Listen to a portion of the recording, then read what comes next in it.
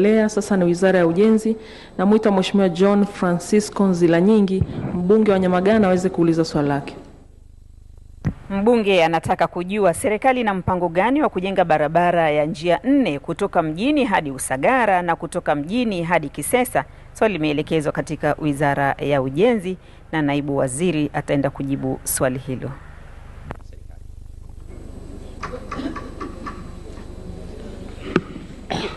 Mheshimiwa Mwenyekiti, kwa niaba ya Waziri wa Ujenzi, ninapenda kujibu swali la Mheshimiwa John Francisco Nzilanyingi, mbunge wa Nyamagana, kama ifuatavyo.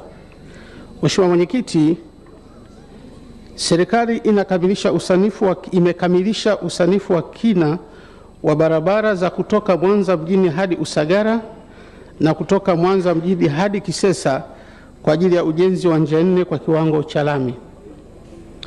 Ujenzi wa barabara hizi utafanyika kwa awamu, ambapo kwa sasa serikali iko katika hatua za mwisho ya manunuzi ya kumpata mkandarasi atakayejenga barabara ya kutoka Mwanza mjini hadi Usagara yenye urefu wa kilomita 25 kwa njia 4 kwa kiwango cha lami. Kwa sehemu ya Mwanza mjini hadi Kisesa, tayari serikali imejenga sehemu ya mita 500 kwa njia 4 sambamba na ujenzi wa daraja la Mabatini. Ujenzi wa sehemu iliyobaki utaendelea kulingana na upatikanaji wa fedha. Asante Mheshimiwa Mwenyekiti. Mheshimiwa John Francisco Nzilanyingi, maswali ya nyongeza.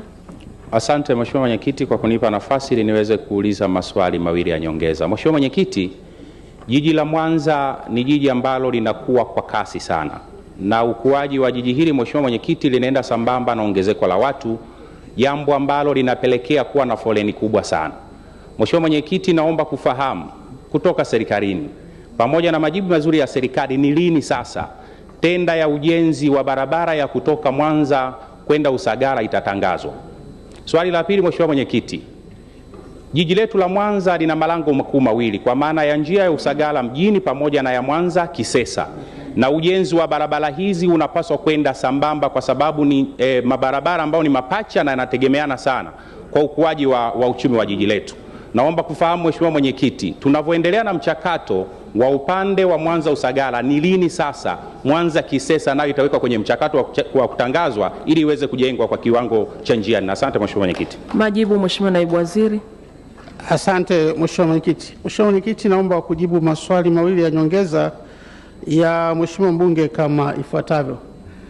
Mheshimiwa Mwenyekiti, katika jibu la msingi nimesema tuko kwenye hatua za mwisho, na kama tuko hatua za mwisho ni kwamba Mheshimiwa Mwenyekiti, tulishatangaza tenda na mkandarasi alishapatikana. Tunachofanya sasa hivi ni majadiliano ama negotiations, kulingana na ukweli kwamba sisi tunakuwa na engineer estimate, yani makadirio. Sisi tunategemea hiyo barabara itajengwa kwa kiasi gani, na mkandarasi anakuja na bei zake ambazo tuko kwenye majadiliano, ili tukikubaliana sasa tutakuwa tuko tayari kumpa hiyo kazi ya kuanza ujenzi. Kwa hiyo hatua ya kutangaza tulishakamilisha, kwa tuko kwenye majadiliano na mkandarasi ambaye tunadhani anaweza akatujengea hiyo barabara, na tukishakamilisha maana yake tutakuwa tunaanza ujenzi.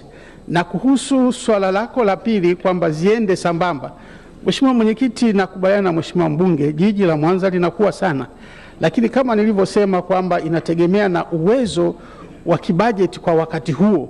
Kwa hiyo kwa sasa tumeamua kwamba kwanza tuanze na hiyo, na kama fedha serikali itapatikana, Mheshimiwa Mwenyekiti, ndio maana tumesha sanifu, na hata wakati tunafanya marekebisho ya pale Mabatini, matumaini yetu kwamba tutaijenga pia hiyo barabara ya Mwanza Kisesa kwa njia 4. Asante Mheshimiwa Mwenyekiti.